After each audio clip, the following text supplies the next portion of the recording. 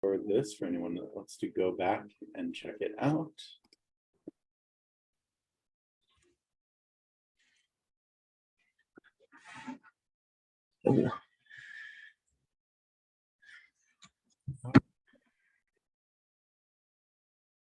So today we are going to be jumping into our first main section of the course, and that is talking about democratic regimes, what exactly it means to be democratic, why that's important, maybe, or not. I don't know. We'll get through both of those opinions, and also, how these countries tend to function within themselves, as well as, slightly in part of the larger global community that exists. This is, comparative politics, so we are mostly going to be focused on the governments of the countries as opposed to their interactions on an international stage, which would be that kind of international, international studies side of things. However, there's going to be some overlap. You can't talk about countries without talking about how they fit into this kind of larger patchwork puzzle of how countries exist in the world. Before we get into that too far, though, as I said last class, we'll start off with fascism, because we didn't quite get through talking through each of these forms of ideology. To really quickly, go back over the first couple, the main question, or the main thing that we're trying to solve here with different ideologies is this very basic question of what matters the most. Why are we forming governments? Is it to protect the rights and support the rights as much as possible of individuals? Are we out for individual liberty? Such that sometimes it may even be to the detriment of the overall society, but that defense of an individual is what we value most. Is it the defense of society as a whole? Do governments form to attempt to protect the rights of the society from those dangers of individual liberty? As you can well imagine, on either end of that scale, there's danger. If we value the individual too much, if we put the society's needs before the individual too much, there's always going to be some kind of downfall of that. So finding that balance and where along that spectrum individual countries or groups, nations, states, where they want to fall along that spectrum. And that is generally something that when we look at history, we have moved from what kind of ideology a country is part of, from that being determined by individuals to that being determined by this sort of collective idea, something akin to what we may call democracy, right? We believe nowadays that people within the society have to buy into the ideology in order for that ideology to be legitimate. If you look back at the monarchies of the Middle Ages, there wasn't a lot of buy-in necessary. You didn't really have much of a choice in whether you were going to belong to the monarchy, or if you believed that it should be some kind of anarcho-syndicalistic commune. You don't get a lot of say when the king will just kill you for treason. That is something that has changed over history. And I think that we are at a place now where there's sort of this expectation of popular buy-in. There are dangers with that as well. And that's where we'll get to. So the kind of two ends of that spectrum that we have found to exist. And like I said, these are not, completely inclusive. These are things that exist along this kind of continuum. The countries, the ideologies that preference the individual much over the society tend to be what we call liberal ideologically. On the other end of the spectrum, those that favor the society over the individual tend to be more communistic. Towards the middle, or at least an attempt at the middle, balancing both of those things, much more tightly than preferencing one or the other, is what we call social democracy.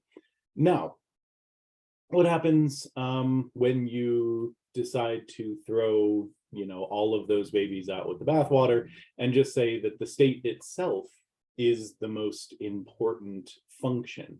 The state that is comprised of individual, that is representative of society, is more important than either of those things. Well, in that case, that is where you get into fascism. Fascism obviously arose most prominently in the 1920s to the 1940s.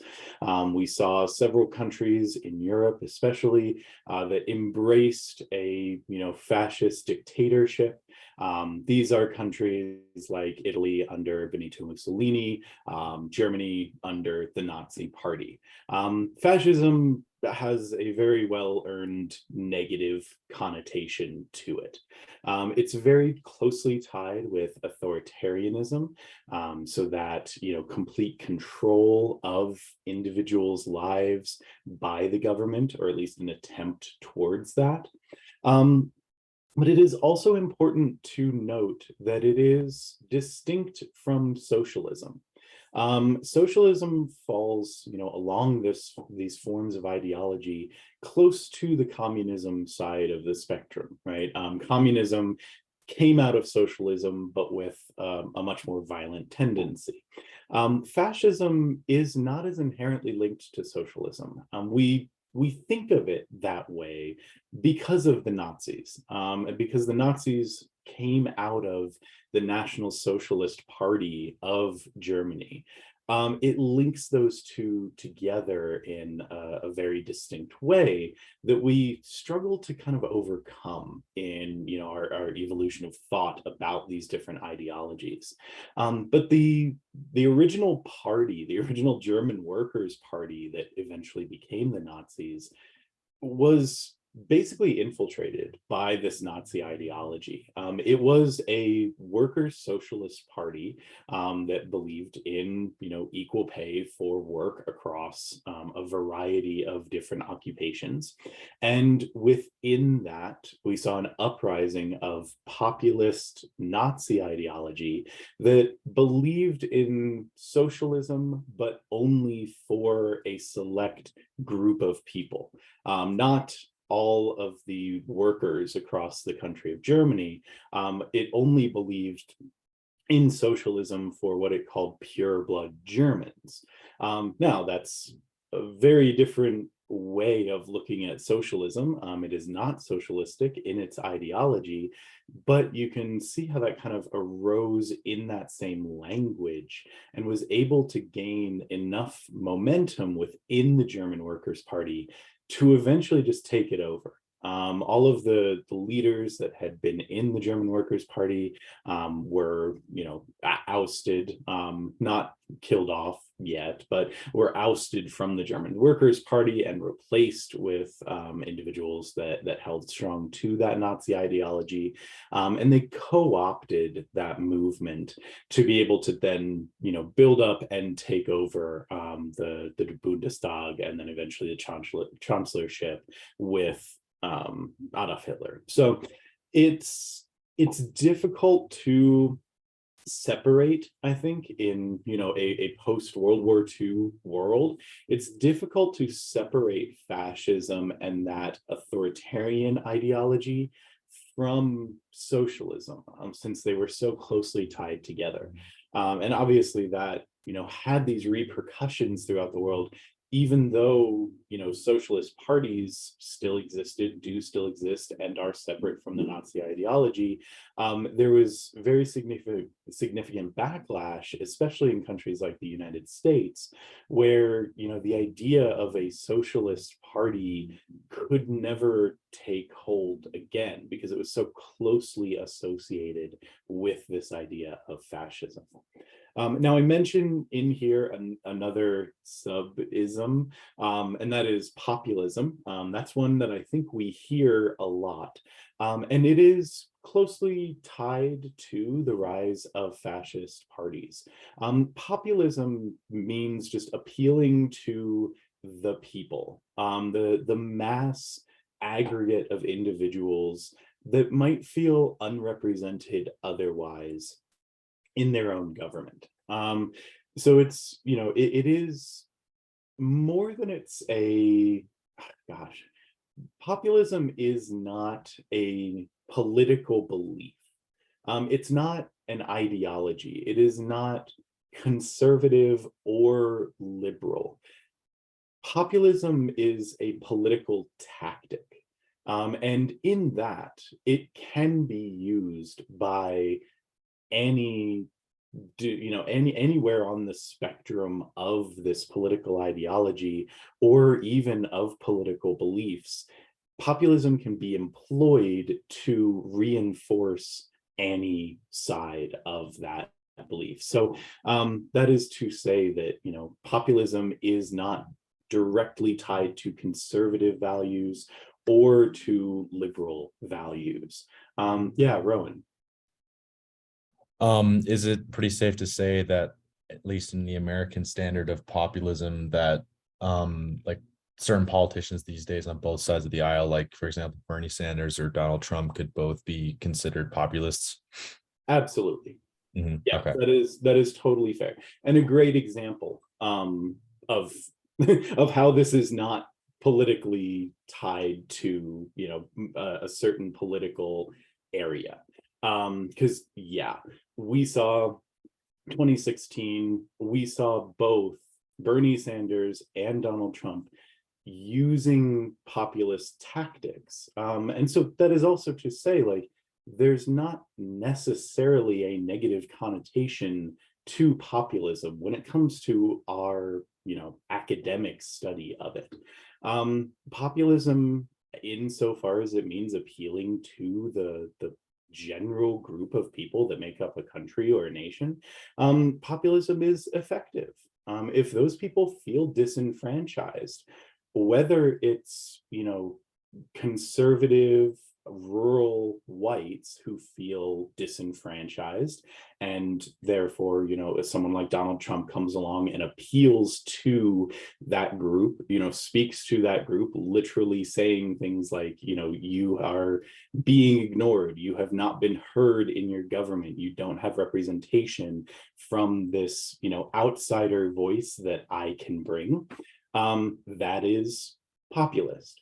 You've also got Bernie Sanders, who's, speaking to a more elite, wealthy, generally still white urban population, and in some ways saying similar things, in some ways saying like, this progressive movement that exists in the United States is not, being heard. Even the mainstream Democrats are not progressive enough.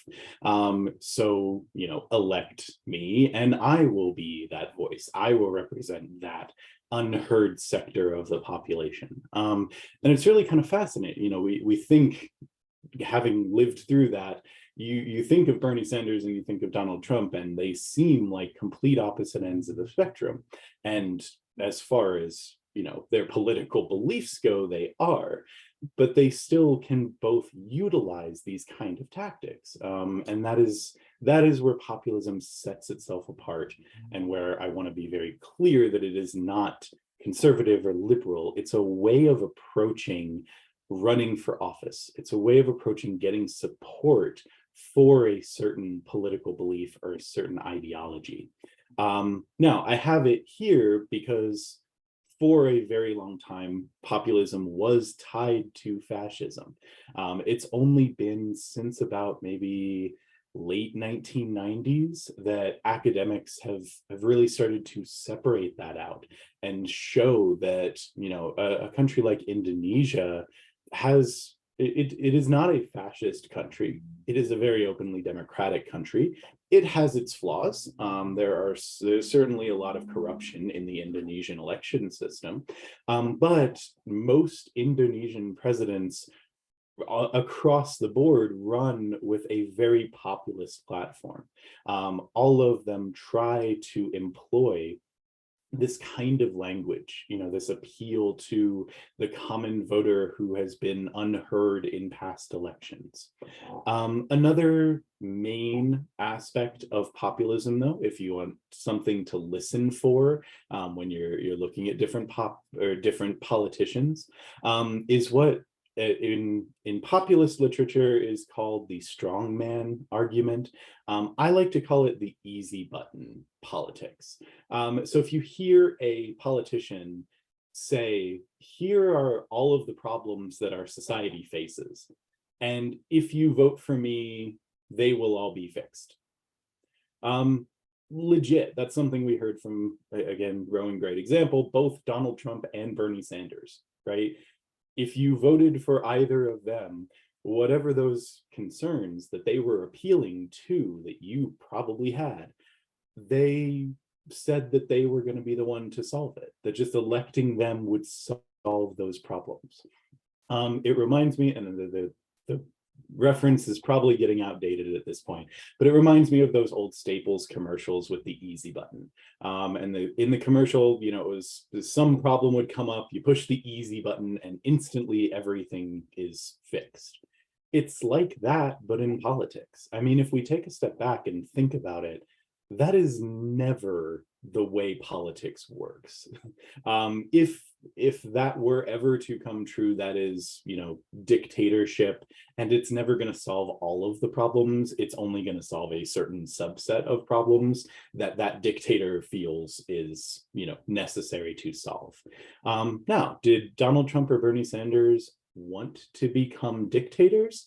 Not necessarily. So it's, you know, it's this weird balancing act that we get with populist ideology, where you can implement these tactics, you can use them, you can use the phrasing of like, you know, if you vote for me, easy button, all of your problems will be solved. But we also know that that's never actually the outcome.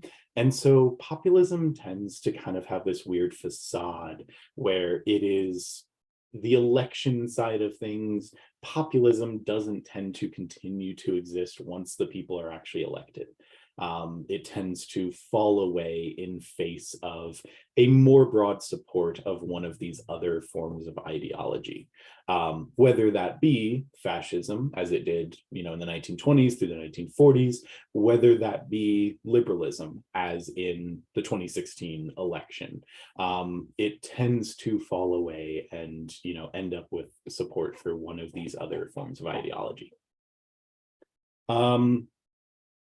Any other questions on fascism? I'm sorry, I don't want to just like, you know, continue forward. I know that fascism, social democracy, communism, liberalism, all of these are very big things that we are kind of going over very quickly, just to have these terms in our vocabulary to continue forward with our other examinations.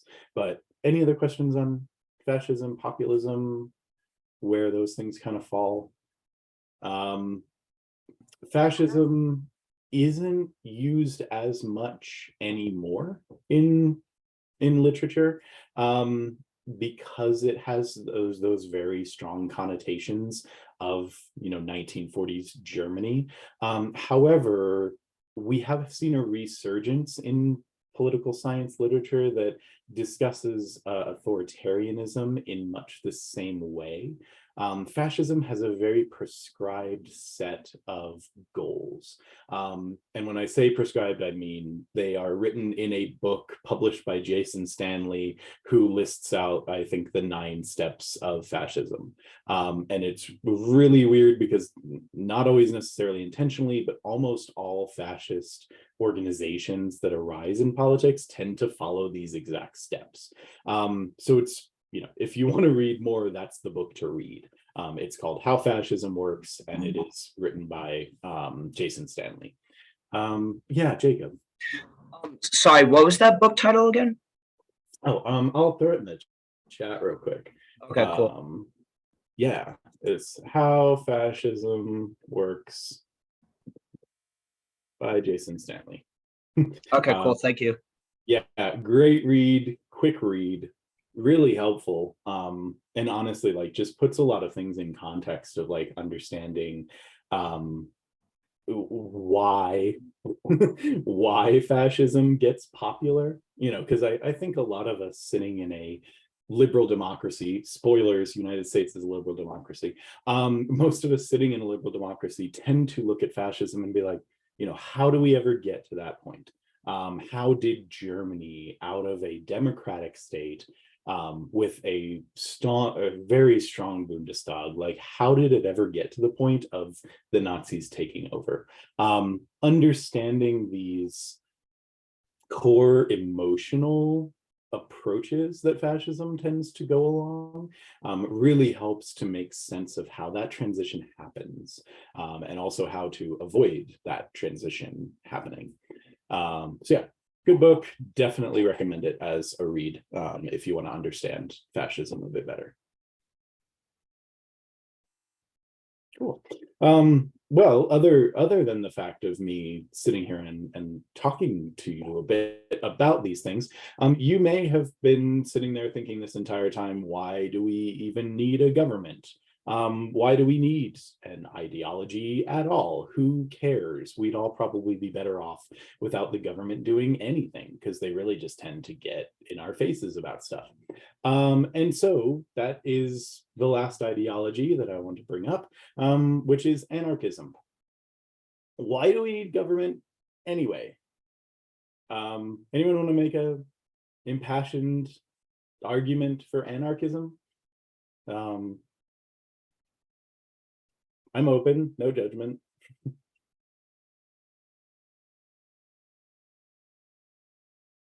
Okay. just because you don't think we should do away with the entire system also does not imply that you are in complete support of all governmental problems. The idea of anarchism, though, is a powerful one, and it is one that has sort of, by necessity, existed on the fringe of our understanding of politics for centuries.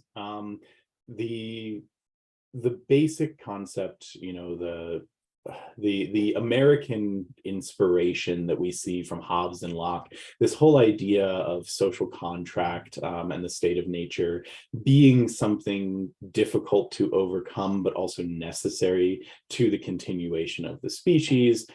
All of this has a far cry from what we see in modern government. And so the idea of anarchism is, it's a strong one. We oftentimes feel that government isn't necessarily acting in our own interest, because it's not. Government doesn't care about you as an individual. Politicians do. Politicians will absolutely do everything they can to care about you as an individual, especially if that means that you will vote for them. But the government writ large has much bigger concerns than our individual problems, just to be frank. And so it can often be very frustrating, and lead you to thoughts of, why do we really need this whole government thing in the first place? Anarchist organizations, well, there's kind of an irony of calling them anarchist organizations, but the belief in anarchy has never been fully explored by a state. So we don't have any true examples of a fully anarchistic system.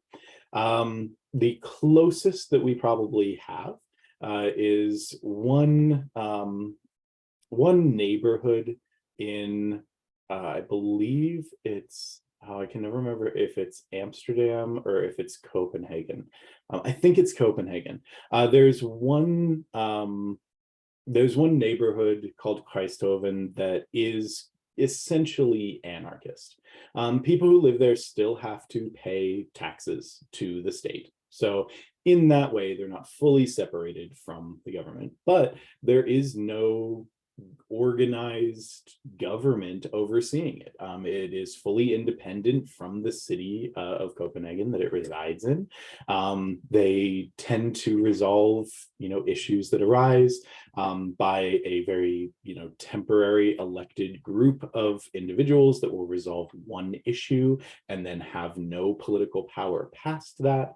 And so it's, insofar as an attempt at trying to have something that looks like anarchism, that's probably the closest that we've seen in governmental sense. However, we have seen an uprise or an uptick in anarchistic finance systems, essentially, blockchain, Bitcoin. The growth of truly unregulated commerce presents a very interesting argument for anarchism as something that can be implemented in an otherwise very structured state, but that can, still have strength. It can still exist in an area that it is not directly regulated by any single government. It is essentially self-regulating and self-tracking. And it's, just an interesting thing to note is that we have this growing world of black money that really exists in an anarchic state that cannot be controlled, despite a lot of governments doing their best to try, and a lot of governments, including the state of Wyoming, getting very involved in the development of blockchain and Bitcoin finances. So those are some of the major ideologies that exist in the world, different ways of organizing ourselves, or at least different ideas of how we organize ourselves. And all of these, to some degree, exist and coexist in this broader system that we understand of states, nations, countries that have to exist with each other. Beyond that, you then have the question of, all right, we have these big ideas. We all have ideas of how government should be formed, of what we should believe in. Do we believe in the individual? Do we believe in, an ism, as Ferris Bueller would so angrily tell us not to? What do we, we believe in this thing. All right, we can figure out what that thing is. What do we actually do with that? How do we form a government out of that? That comes down to the question of who has power. So for a long time, several hundred years, couple of millennia, the main easy answer for who holds power is one individual. That individual, or a very, very small group of individuals, passes that power down to another group of individuals that has been trained to hold that power. It became very easy for that to be family members. So you hand that power down to the next individual in your line, who then holds that power and has been trained from birth to hopefully be good at being that central person. This is the central conceit of both monarchies, emperorships, any kind of single central ideological group that holds all of the power.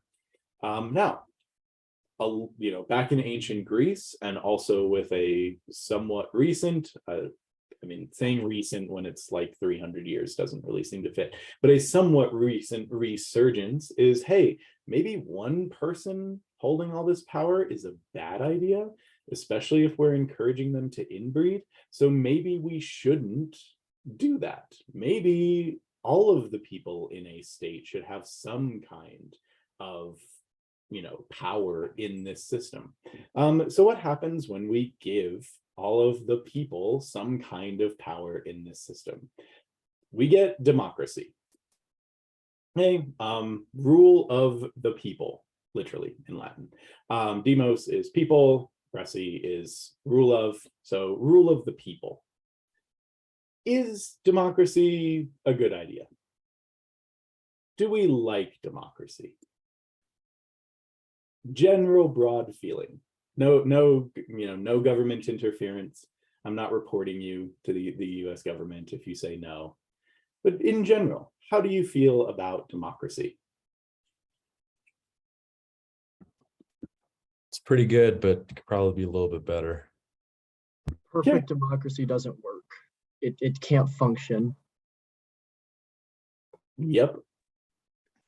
Just like every governmental structure, there's pros and cons within it. Yep. Absolutely. No pure democracy exists. Okay, we'll get that out of the way right away. There's no such thing as a pure democracy. The United States, super obviously, is not a pure democracy.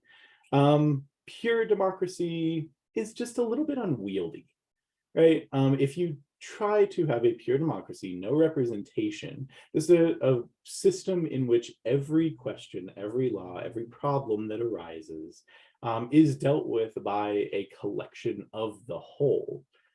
The whole no longer has time to do anything else. There's no time for business. There's no time for production. There's no time for running out and making all that money that, you know, capitalistic systems seem to think is so important. So it becomes very time consuming to try to implement democracy. And that is again, a balancing act that democracies have to deal with, is how do we have a system that is intentionally slow, like democracy? It is not meant to respond to emergencies, but how do we have a system that's intentionally slow and yet effective enough to still actually function? Yeah, Rowan? Wasn't there, I think I remember hearing an argument that the only reason why direct democracy or democracy in its purest form in like ancient Greece was allowed to happen the way that it did was because they had slaves to do all the work that normally you'd have to do. And so all they just did was, you know, practice democracy all day, but then they had slaves making their meals and farming their fields and everything and so on and so forth. So I've heard that before. I don't know how true it is, but yeah. I won't say it doesn't help. Yes. Democracy. Ooh, all right. I'm making sure I don't say anything that will get clipped and then, you know, get me fired. It is true that in the past, in ancient Greece, as well as in the United States, democracy has been supported by the use of slavery. Partially for the point that you make, it does give individuals more time. You know, the kind of democracy as a luxury viewpoint, when that is something that individuals seek. Yeah, if you have slaves that will do all of the work for you, or even if you have no other job to do, as was something that was also present in, you know, ancient Greece. The Senate was primarily made of individuals who had retired from their individual businesses, or who were compensated for their time stepping away from whatever other business they maintained. They were compensated for that time. So it is something of a luxury in ancient Greece. Ancient Greece also had a couple of they had a few other interesting beliefs as far as the management of the household being completely separate from the management of the, you know, the outside world or the interaction. The polis, not police, polis as in, you know, the politic of the world. They had some interesting, you know, differentiations between that helped to make it easier for individuals to act in that way and to be politicians. That's actually, you know, something that we still use today. We still use the word Senate, which, you know, I think if you were creating words for our government, you'd probably want Senate to mean something like, you know, a wise group that makes decisions, or like, you know, representative of people. Senate actually in the ancient Greek meant old men. It came from senex. So it was just a group of old men who had nothing better to do than sit around and make decisions for other people. And we still use that term today, which is why Mitch McConnell will always be in the Senate, even though he's not. Anyway, yeah, Rowan, do you still have a question? Or? Okay. No, Elena. no, sorry. Yeah, I put down the hand. Sorry. Okay, Elena. Is then that where the term senile comes from then? Same, yep, same Greek root. Okay, sorry, I was just curious. No, yeah. Yeah, that's why senile and Senate both come from the same original Greek root. Yeah, so you know, just little things like that are fun. But democracy as a whole has had a resurgence with countries like the United States. Again, I feel like I'm saying this like it happened 10 years ago. In the world, democracy has risen as a preferable to many, especially Western countries, a preferable form of government. In order for it to exist, it has to balance a few different things. The country of North Korea calls itself a democracy, right? It is the Democratic Republic of North Korea. Is it truly democratic? No. You can call yourself anything you want when you're a country, but to be truly democratic, it's not representing a few of these quintessential necessities that we would have to see as academics to call it fully democratic. For one, it does have to have some form of governmental risk. And I think you can understand this from the very nature of a democratic or a semi-democratic country. When you give the people power and you give the people even representative power, the ability to elect representatives, you're putting the entire government at risk. Because if the government doesn't act in the way that the people want, they have the power to change that. This is something that I think we see better expressed, and we'll talk more about these countries, obviously, as we go on. But this is something that I think we see a little bit better expressed in most of the parliamentary, as opposed to the presidential or congressional systems. We saw just, you know, 6 months ago now, we saw that the government of Great Britain was not hugely popular under Boris Johnson. He tried for a long time as prime minister to fix that view of the government, and then realized that they couldn't do it, so they dissolved the government and elected a new one. That's something that kind of sounds horrifying to Americans, because we're like, oh no, if the government dissolved, like, what would we do? It's something that happens very frequently in parliamentary systems. You just have to build a few more things into the system in order to protect the governmental continuity from one to another. That unfortunately, because of the system that the United States has, we've just never had a necessity to build those kinds of systems.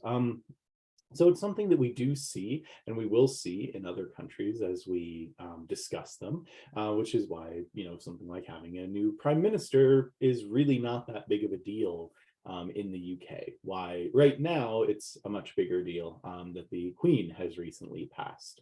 And we will be talking next week about why that's significant and why everyone hates Charles and he should probably just step down. But the government has inherent risk in a democratic system, because valuing the belief of the people, when the people aren't necessarily trained, educated in the ways of government. All of you are, you know, you are taking this class, so you are among the most brilliant political minds of our country, but you're certainly better educated on politics than, you know, 95% of our country. And that is okay. A democracy is based on the idea of getting input from those who are not trained in democratic beliefs. And that is an inherent risk for a governmental system. Democracy also relies on elections. As we talked about, we don't have direct democracy. very frequently or with any kind of large groups. The closest that we have is probably California. California has a referendum vote that they can implement that allows an issue to be taken to direct vote of anyone willing to vote on it. That's a pretty close direct democracy, taking that representation piece out of it. But Plato said, and a lot of people have believed him and therefore not tried it too much.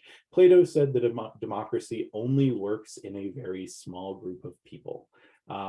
Something like the city of Athens in ancient Greece was to Plato an anomaly. It shouldn't have worked to have a democracy in that large of a location. And by large of a location, we're talking somewhere in the range of probably about the population of Laramie now. Little bit bigger, but not very big when we think on terms of our current populations. But those elections, in order to be functional, okay, so North Korea has elections. Okay, it is totally democratic in that way, right? It's checking all the boxes. North Korea has elections. Is it fair when there's only one name on the ballot? If you can only vote for Kim Jong-un, is that really a fair election? If Kim Jong-un hasn't held an election in North Korea in over 6 years, is that still a fair election? There's not a set schedule for when North Korea holds elections. No, the point is, in order for elections to be democratically legitimate, they have to be free, they have to be fair, and they have to be frequent. So those 3 F's are good to remember when it comes to elections.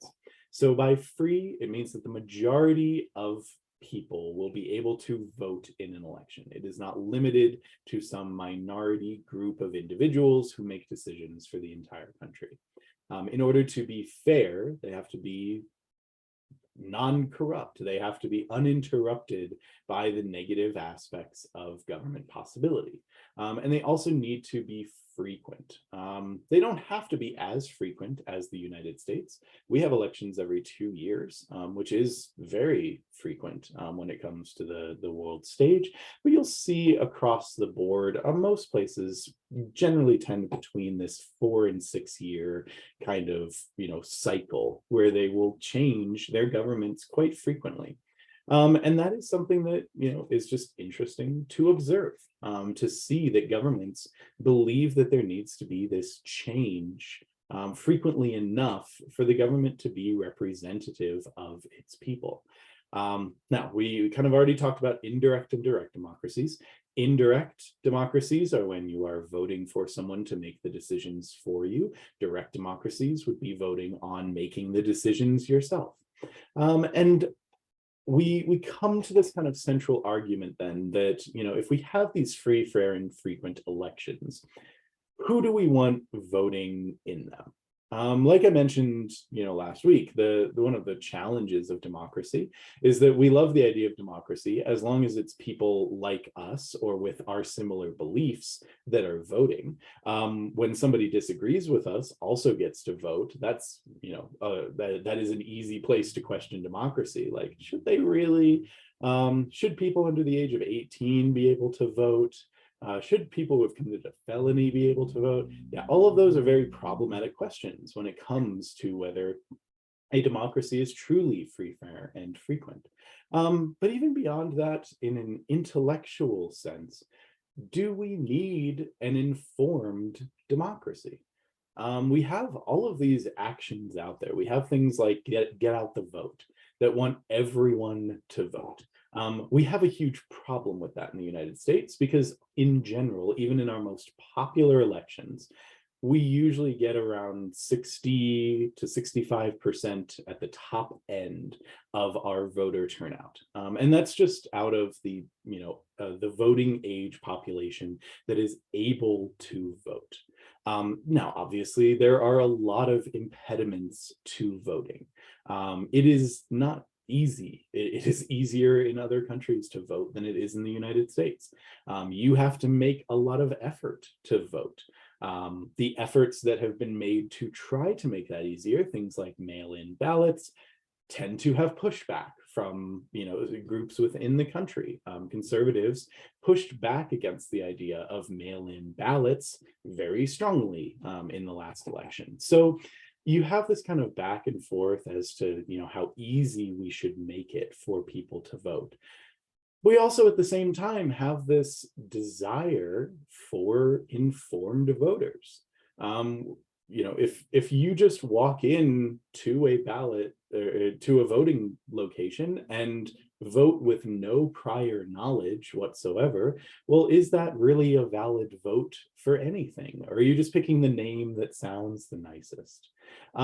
There's a lot of debate back and forth on how informed we really need our populace to be.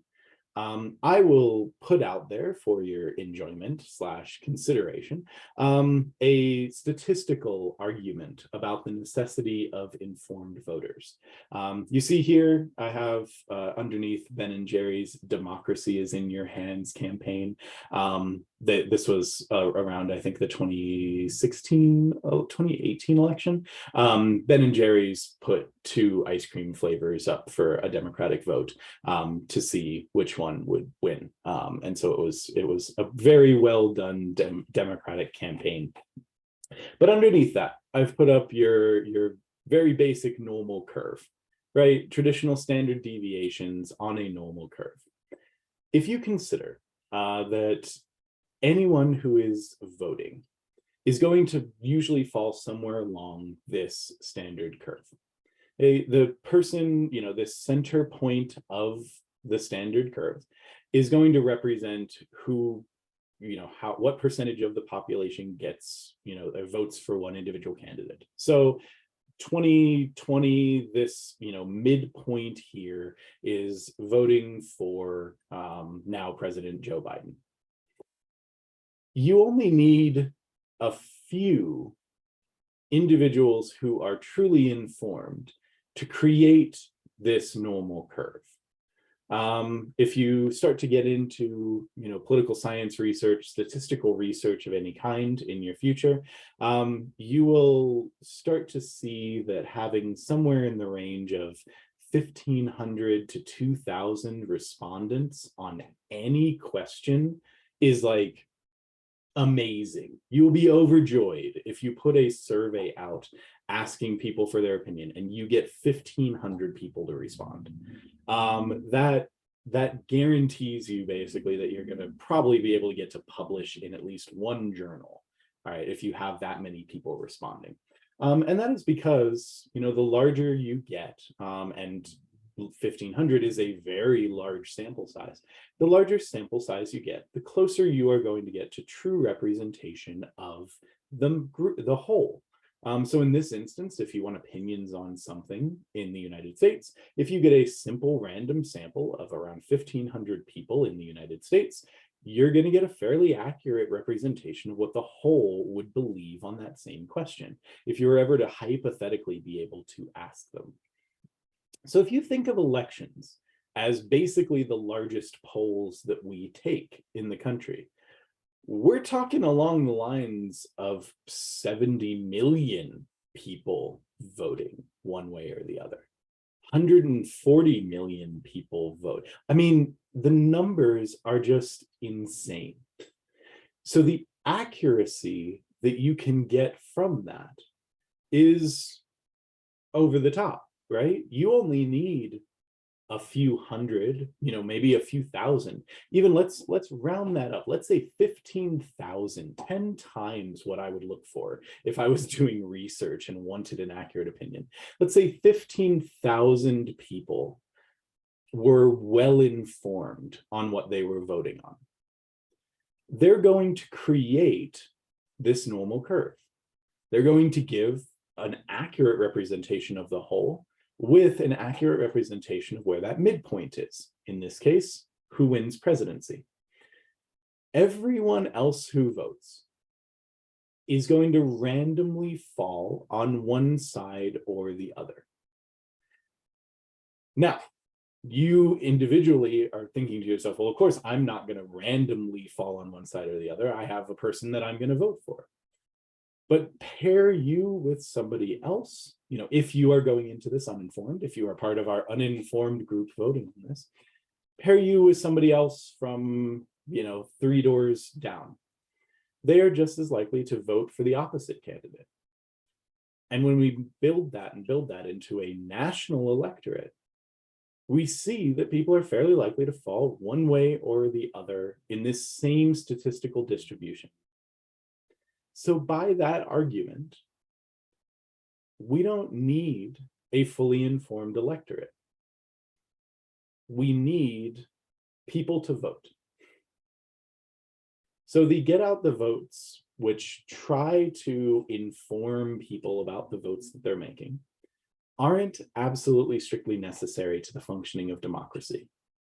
Functioning democracies only need a few people, statistically, 1,500, 15,000. They only need a few people to actually know what they're voting for. But what they need for democratic legitimacy is for more people to vote, to back up those individuals who actually know what they're talking about. So it sounds elitist, probably not a fun way to end the day, but that is where we fall when it comes to how democracies function in the modern world. They need buy-in in the form of voting, and they need a few people who know what they're talking about. We will continue this discussion on Wednesday. I hope you all have a wonderful day, and I will see you then. Same bat time, same bat channel. Thank you. Thank Thank you. you. Thanks. Thank you. Thank you. Thank you. Thank you. Thank you. Okay.